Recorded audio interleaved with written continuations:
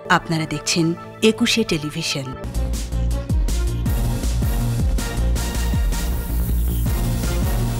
রাজধানীর চকবাজারে প্লাস্টিক কারখানায় আগুন লাগা ভবনটি ছিল ঝুঁকিপূর্ণ, মালিক পলাতক। আরেক দফা বেড়েছে চালের দাম, ভোজ্য তেলের বাজার চড়া, শীতের সবজিতে স্বস্তি। উত্তরের জনপদে শীতের তীব্রতা, বাড়ছে গরম কাপড়ের চাহিদা, কষ্টে আছে নিম্ন আয়ের মানুষ।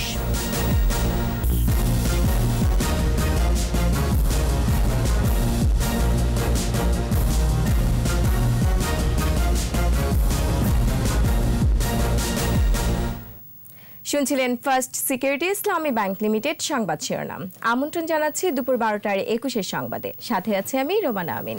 দর্শক, 21 টেলিভিশনের সংবাদ একই সাথে সরাসরি দেখতে পাবেন আমাদের ফেসবুক পেজ www.facebook.com/2124 অনলাইনে। রাজধানীর চকবাজারের ঊর্ধ্ব রোডে নোয়াখালী ভবনে আগুনে পুড়ে গেছে ছোট বড় প্রায় 28টি প্লাস্টিক কারখানা। 2 ঘন্টার চেষ্টার পর ফায়ার সার্ভিসের 13টি ইউনিট আগুন নিয়ন্ত্রণে আনে। তদন্ত করে আগুন লাগার কারণ ও ক্ষতির পরিমাণ জানা যাবে বলে জানায় ফায়ার সার্ভিস। বিস্তারিত আহমেদ বাবুর রিপোর্টে। রাত 3:30টার দিকে নোয়াখালী ভবনের প্লাস্টিক কারখানায় আগুন লাগে। দাহ্য পদার্থ থাকায় দ্রুত তা ছড়িয়ে পড়ে ভবন ও পাশে থাকা টিন শেড কারখানায়। সকালেও নোয়াখালী ভবনের 4 তলা থেকে ধোঁয়া বের হয়। দাহ্য পদার্থ থাকায় আগুন পুরোপুরি নিয়ন্ত্রণে আনতে সময় লাগে। রাতে কারখানায় প্লাস্টিক গলিয়ে কাজ করার সময় আগুনের সূত্রপাত হয় বলে জানায় কর্মরতরা। সব মিলে 28-30টার মতো কারখানা ছিল আর কি। হ্যান্ড মেশিন, কাটার মেশিন, দানার মেশিন, এগুলো আর কি সবই তো পুড়ে গেছে। স্থানীয়রা বলছে কারখানা বন্ধ করতে ঝুঁকিপূর্ণ নোয়াখালী ভবন তালা মারা হয়েছিল। দখলদার কারখানার মালিকরা প্রভাবশালী হওয়ায় আবার তা চালু করা হয়। জনস্বার্থে আবাসিক এলাকায় কারখানা না রাখার দাবি এলাকাবাসীর। ফিল্টারিং করার জন্য নেট তৈরি করা, স্টিলের নেট, ওটা একসাথে 20টা-25টা জ্বালায় তারা। এই জ্বালানো এদিক দিয়ে তারা ওই আগুনটা সূত্রপাত ধরে বড় করে বাতাসে আগুনটা বড় হয়ে গেছে। উপর মহলের কিছু লোকজন আছে, বড় ব্যবসায়ী, তারা এদিকে তারা দখল করে অনেক বড় বড় ব্যবসা করতেছে। অবৈধ বলতে গেলে সবই অবৈধ, আবাসিক এলাকায় কোনোটাই চলে না। 2 ঘন্টা চেষ্টার পর আগুন নিয়ন্ত্রণে আসে বলে জানায় ফায়ার সার্ভিস। কারণ এই মুহূর্তে বলা যাবে না, কারণ এবং ক্ষয়ক্ষতির পরিমাণ আমরা মালিককেও পাইনি। কি কারণে লাগছে আমরা হয়তো তদন্ত সাপেক্ষে বলতে পারবো। যে আগুনে কেউ হতাহত হয়নি বলে জানান তারা। আহমদ বাবু, 21 টেলিভিশন, ঢাকা। এক সপ্তাহের ব্যবধানে আবারও বেড়েছে চালের দাম। প্রকারভেদে প্রতি কেজি চালে বেড়েছে 5 থেকে 8 টাকা। বেড়েছে ভোজ্য তেলের দামও। প্রতি লিটার খোলা সয়াবিন তেল বিক্রি হচ্ছে 110 টাকা দরে। শীতে সরবরাহ পর্যাপ্ত থাকায় কমেছে প্রায় সব রকম সবজির দামও। মফিউর রহমানের রিপোর্ট। আবারও অস্থির চালের বাজার। গেল সপ্তাহের চেয়ে বেশি দামে বিক্রি হচ্ছে সব রকম চাল। নাজির শাইল কেজিতে 8 টাকা বেড়ে বিক্রি হচ্ছে 62 টাকায়। মিনিকেটে বেড়েছে কেজি প্রতি 4 টাকা, বিক্রি হচ্ছে 60 টাকা দরে। দাম বেড়েছে আটাশ এবং কাটারি ভোগেরও। চালের দাম বৃদ্ধি নিয়ে অসন্তুষ্ট ক্রেতা বিক্রেতারা। আঠাশ চালটা ছিল 46-47, এটা হয়েছে 49-50, প্রতি কেজি 3-4 টাকা বাড়ছে। নাজির শালটা বেশি বাড়ছে, যে নাজির চাল ছিল 52 টাকা, এটা হয়ে আছে 58 টাকা। 2650 টাকা করে আমি 2 বস্তা নিয়েছিলাম। এখন আজকে আপনাদের সামনে দেখলাম 3000 মানে 3100 টাকার কথা বলতেছে। বেড়েছে ভোজ্য তেলের দামও। প্রতি লিটার খোলা সয়াবিন তেল বিক্রি হচ্ছে 110 টাকা দরে, আর বোতলজাত ভোজ্য তেল বিক্রি হচ্ছে 110 থেকে 115 টাকায়। এছাড়া আগের দামে বিক্রি হচ্ছে ডাল, চিনি সহ অন্যান্য পণ্য। এক সপ্তাহ আগে যে দাম ছিল চিনি 65, এখনো খুচরা কেজি 65 বিক্রি করতেছি। সয়াবিন লিটারটা হচ্ছে আপনার 110 টাকা লিটার, আর আপনার সুপারটা হচ্ছে 95 টাকা লিটার, আর খোলাটা হচ্ছে 105 থেকে 108 টাকা লিটার। খাল, বিল, নদী নালার মাছ শোভা পাচ্ছে দোকানির ডালায়। রুইকাতল ছাড়াও আছে বেলে, পোয়া, বাছা, ফলি, ট্যাংরা, মলা, ঢেলা, কাজলি, বাতাসা, পাবদা, বোয়াল, আইড় সহ নানা জাতের মাছ। বিক্রেতারা বলছেন মাছ পর্যাপ্ত থাকলেও ক্রেতা কম। গত সপ্তাহে দাম একটু বাড়ছে, কিন্তু বাড়ছে আরও, তো কিন্তু বাজারে বাড়ে না, কাস্টমার নাই। শীতে সরবরাহ বেড়েছে সব রকম সবজির। পাওয়া যাচ্ছে টমেটো, গাজর, মটরশুঁটি, শিম, নতুন আলু, ফুলকপি, বাঁধাকপি, শালগম এবং পেঁয়াজ পাতা। বেশিরভাগ সবজির দাম কমলেও এখনো দাম বেশি মটরশুঁটি, টমেটো, গাজরের। বিক্রেতারা সবজির দাম স্বাভাবিক বললেও ক্রেতারা বলছেন দাম বেশি। একটু মালের শর্ট খেলে 5 টাকা বাইরে যায়, আবার মাল যদি বেশি আমদামি থাকে তাহলে 5 টাকা কমে যায়। এদিকে গেল সপ্তাহের দামে বিক্রি হচ্ছে সব রকম মাংস। মফিউর রহমান, একুশে টেলিভিশন, ঢাকা। উত্তরাঞ্চল সহ দেশের বিভিন্ন স্থানে বাড়ছে শীতের তীব্রতা। ঘন কুয়াশা, সেই সাথে আছে হিমেল বাতাসও। সড়কগুলোতে হেডলাইট জ্বালিয়ে চলাচল করছে গাড়ি। শীত বস্ত্রের অভাবে বিপাকে পড়েছে হতদরিদ্র পরিবারগুলো। 21-এর প্রতিনিধিদের সহায়তায় মাসুম আলিসার রিপোর্ট। রংপুরে শীতের তীব্রতা বৃদ্ধি পেয়েছে, সেই সাথে ঘন কুয়াশার চাদরে ঢাকা পড়েছে। দুদিন ধরে সূর্যের আলো দেখা যায়নি। বেলা 11টার দিকে সূর্য উঁকি দিলেও কিছুক্ষণের মধ্যে তা মেঘের ভেতরে ঢাকা পড়ে যায়। হিমেল বাতাসের কারণে শীতের তীব্রতা বহুগুণ বাড়িয়ে দিয়েছে। শীতবস্ত্রের অভাবে হতদরিদ্র পরিবারগুলোর দুর্ভোগ বাড়ছে। পঞ্চগড়ে গেল 1 মাস থেকে তাপমাত্রা ওঠানামা করছে। উত্তর দিক থেকে বয়ে আসা হিমালয়ের হিম বাতাসের কারণে শীতের প্রকোপ বেশি থাকে। সন্ধ্যা নামার সাথে সাথে বাড়ছে শীত, সেই সঙ্গে কুয়াশা পড়ছে। কনকনে ঠান্ডায় ভোগান্তিতে পড়েছে জেলার 5 উপজেলার খেটে খাওয়া ও নিম্ন আয়ের মানুষ। কুড়িগ্রামে শীতের তীব্রতা জনজীবন বিপর্যস্ত হয়ে পড়েছে। গুড়ি গুড়ি বৃষ্টির মতো করে পড়ছে কুয়াশা। ঠান্ডা বাতাসে বিপাকে পড়েছে চরাঞ্চলবাসী সহ খেটে খাওয়া মানুষ। বৃদ্ধ ও শিশুরা শীতজনিত নানা রোগে আক্রান্ত হচ্ছে। চলাফেরা মধ্যে সমস্যা হয় বয়স্ক লোকের। কুয়াশার জন্য আসা যায় না, দেখা যায় না। গৃহস্থর ঘরে কাজও নাই, আবার আদৌ খেয়া ফেলাইছে। ছোয়াবার যে শীতের যে কাপড় চাপড় কিনবো তাইও নাই। এদিকে প্রচন্ড শীত ও কয়েকদিন ধরে চলা টানা শৈত্যপ্রবাহে সিরাজগঞ্জের দুর্ভোগে নিম্ন আয়ের মানুষেরা। কাজে বের হতে পারছেন না তারা। খড়কুটো জ্বালিয়ে শীত নিবারণের চেষ্টা করছেন অনেকে। কষ্ট, কেউ তার কাপড় শুকাতে পারতেছি না। আগুন তাপান লাগে, দেখেন না ব্যক্তি মিলে আগুন তাপাইতেছি, তাও গরম পাইতেছি একটু। এদিকে নড়াইলের কালিয়া উপজেলায় শিশু ও অসহায় মানুষের মাঝে 300 কম্বল বিতরণ করা হয়েছে। মাসুম আলিসা, 21 টেলিভিশন। পদ্মা সেতু দৃশ্যমান হয় আনন্দ উচ্ছ্বাস নদী পাড়ের মানুষের। তারা বলছেন এই সেতু অর্থনৈতিক অগ্রগতির সোপান। এই সাফল্যের জন্য বঙ্গবন্ধু কন্যা প্রধানমন্ত্রী শেখ হাসিনার প্রতি কৃতজ্ঞতা জানান তারা। তার সাহসী ও দৃঢ় নেতৃত্ব ছাড়া নিজস্ব অর্থায়নে এই সেতু নির্মাণ সম্ভব হতো না বলেও মন্তব্য করেন তারা। মোহাম্মদ নুরুন নবীর রিপোর্ট।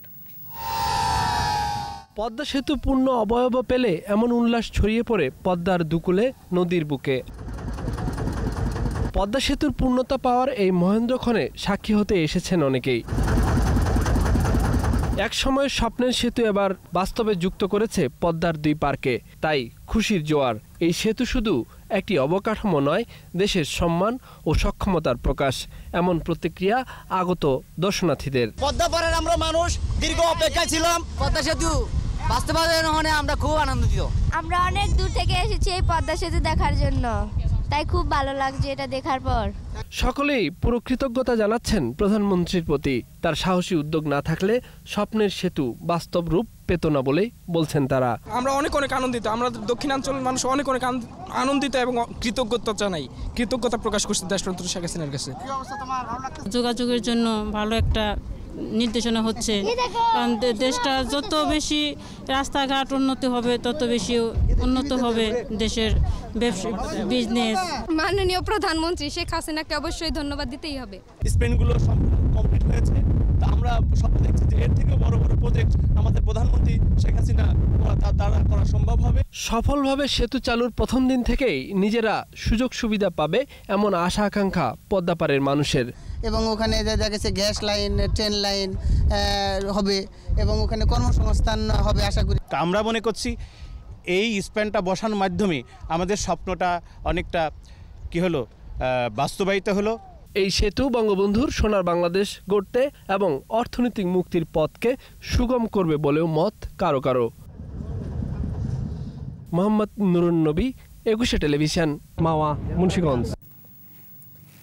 স্বাধীনতার সুবর্ণ জয়ন্তীতে নিজ জেলায় ফিরছেন বীর বিক্রম খেতাব পাওয়া মুক্তিযোদ্ধা আব্দুল মান্নান। মহান মুক্তিযুদ্ধে শহীদ এই মুক্তিযোদ্ধা 50 বছর ধরে চট্টগ্রামের রাউজানে গহীন অরণ্যে শায়িত। তার কবরের সন্ধান পাওয়ার পর শুরু হয় এই বীর সন্তানকে নিজ গ্রামে স্থানান্তর করার আয়োজন। ব্রাহ্মণবাড়িয়া প্রতিনিধি মীর মোহাম্মদ শাহিনের রিপোর্ট, জানাচ্ছেন মাসুম আলিসা। ব্রাহ্মণবাড়িয়ার নবীনগর উপজেলার শ্যামগ্রাম ইউনিয়নের নোয়াগ্রামে 1948 সালে জন্মেছিলেন শহীদ বীর বিক্রম আব্দুল মান্নান। 1968 সালে তিনি তৎকালীন পুলিশ বাহিনীতে যোগ দেন। 1971 সালের 26 মার্চ কালুরঘাটের প্রতিরোধ যুদ্ধে অংশ নেন তিনি। 1 নম্বর সেক্টরের এই বীর মুক্তিযোদ্ধা 15 অক্টোবর চট্টগ্রামের রাউজান উপজেলার মাদানীঘাট এলাকায় পাকিস্তানি হানাদার বাহিনীর সাথে সম্মুখ যুদ্ধে শহীদ হন। সহযোদ্ধারা রাউজানের গভীর জঙ্গলে তাকে সমাহিত করেন। এরপর তার কবরের সঠিক অবস্থান নিশ্চিত করা যাচ্ছিল না।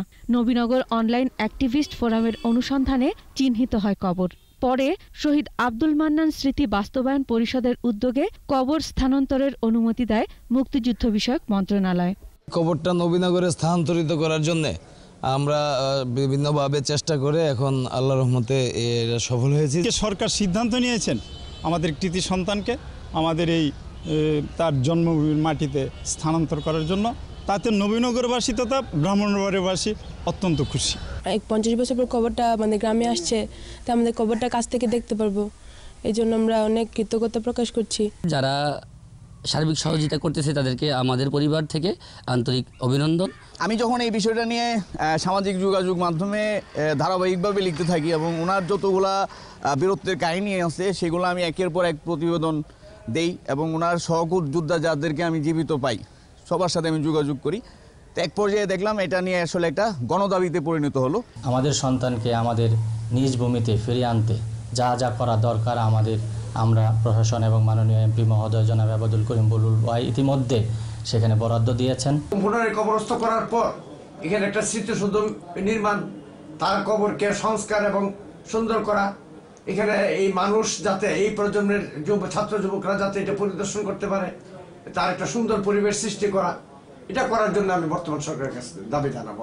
সারা দেশে ছড়িয়ে থাকা মুক্তিযুদ্ধের সব স্মারক চিহ্নিত করে সংরক্ষণের আহ্বান জানিয়েছেন জেলার মুক্তিযোদ্ধারা। মাসুম আলিসা, 21 টেলিভিশন।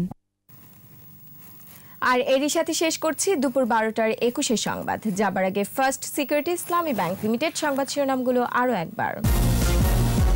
রাজধানীর চকবাজারে প্লাস্টিক কারখানায় আগুন লাগা ভবনটি ছিল ঝুঁকিপূর্ণ, মালিক পলাতক।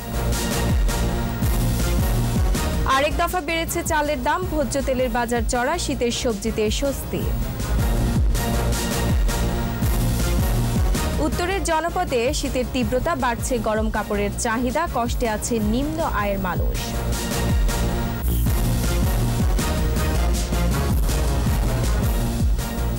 দর্শক, 21 টেলিভিশনের সর্বশেষ খবর জানতে ডায়াল করুন 2021 নম্বর আর ভিজিট করুন 21tv.com এই ওয়েবসাইটে। এছাড়া ফেসবুকে ভিজিট করতে পারেন facebook.com/2124 অনলাইনে। এতক্ষণ সাথে থাকার জন্য ধন্যবাদ। পরবর্তী সংবাদ দুপুর 2টায় দেখার আমন্ত্রণ রইল। স্বাস্থ্যবিধি মেনে চলুন, সুস্থ থাকুন, 21-এর সাথেই থাকুন।